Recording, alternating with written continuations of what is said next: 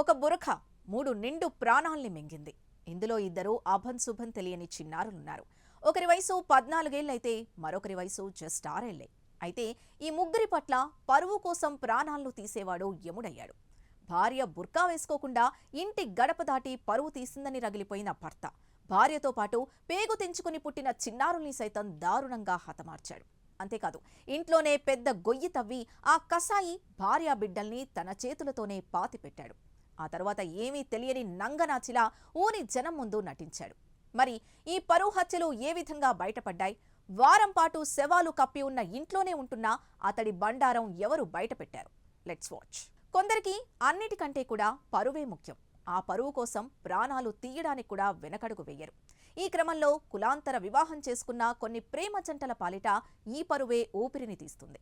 పట్టపగలు అందరి కళ్ల ముందే ప్రేమ జంటలు పరువు హత్యలకు గురవుతున్నాయి. కన్నపేగు కంటే కూడా పగ, ప్రతీకారమే ముఖ్యమన్నట్టుగా దారుణాలు చోటు చేసుకుంటున్నాయి.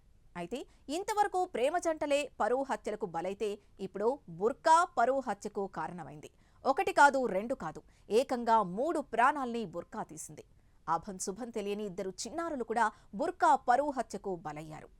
ఇంతకీ ఏం జరిగిందంటే, ఉత్తరప్రదేశ్లోని శామ్లీ జిల్లాలో దారుణం చోటు చేసుకుంది. బురకా ధరించలేదన్న కోపంతో ఓ వ్యక్తి భార్యతో పాటు ఇద్దరు మైనర్ కుమార్తెల్ని అతి కిరాతకంగా చంపేశాడు. నిందితుడు భార్య ముఖం బయటి వ్యక్తులకు కనిపిస్తుందనే పిచ్చితో సైకోలా మారాడు. ఘరీదౌలత్ గ్రామానికి చెందిన ఫరూక్ అనే వ్యక్తికి అతని భార్య తాహిరా మధ్య నెల రోజుల క్రితం డబ్బు విషయంలో గొడవ జరిగింది. ఆ సమయంలో తాహిరా కోపంతో బురకా ధరించకుండానే తన పుట్టింటికి వెళ్లిపోయింది. బహిరంగంగా బురకా లేకుండా వెళ్లడం వల్ల తన పరువు పోయిందని భావించిన ఫరూక్ దీన్ని తీవ్ర అవమానంగా భావించాడు. అప్పటి నుంచి మనసులో కోపం దాంచుకున్న అతడు నెల రోజుల తర్వాత భార్యను తిరిగి ఇంటికి తీసుకొచ్చాడు. ఇంటికి వచ్చిన రాత్రి గొడవపడి తన వద్ద ఉన్న పిస్టల్తో భార్యను దారుణంగా కాల్చి చంపాడు. అది చూసిన అతని కుమార్తెలు షెహ్రీన్, అఫ్రిన్లు కూడా గట్టిగా కేకలు వేశారు. ఇక విషయం బయటకు తెలిసిపోతుందనే భయంతో వారిని కూడా అతి దారుణంగా చంపేశాడు. అనంతరం ఎవరికీ అనుమానం రాకుండా తన ఇంట్లోనే ఒక లోతైన గోతిని తీసి ఆ 3 డెడ్ బాడీలను పాతిపెట్టాడు. అయితే ఇదంతా జరిగిన తరువాత వారం రోజుల పాటు ఏమీ ఎరుగునట్టు ఫరూక్ తన ఇంట్లోనే ఉంటున్నాడు.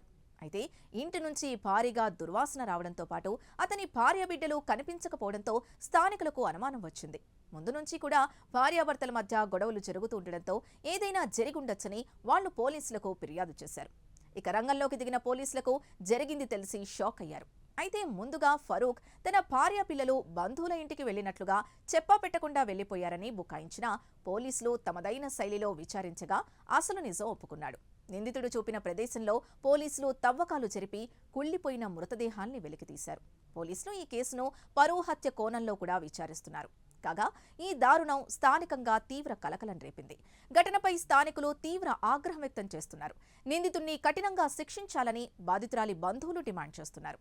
అయితే ముందు నుంచి కూడా ఫరూక్ ప్రవర్తన తేడాగా ఉండేదని పోలీసుల విచారణలో తేలింది. నిందితుడు తన భార్య ముఖం బయటి వ్యక్తులకు కనిపిస్తుందనే పిచ్చితో ఆమెకు ఆధార్ కార్డు కూడా తీయించకపోవడం పోలీసుల విచారణలో తేలింది. తన భార్య ముఖం తనకి తప్ప మరెవరికీ కనిపించకూడదనే సంకుచిత భావంతో అతను ఈ నిర్ణయం తీసుకున్నట్టు సమాచారం.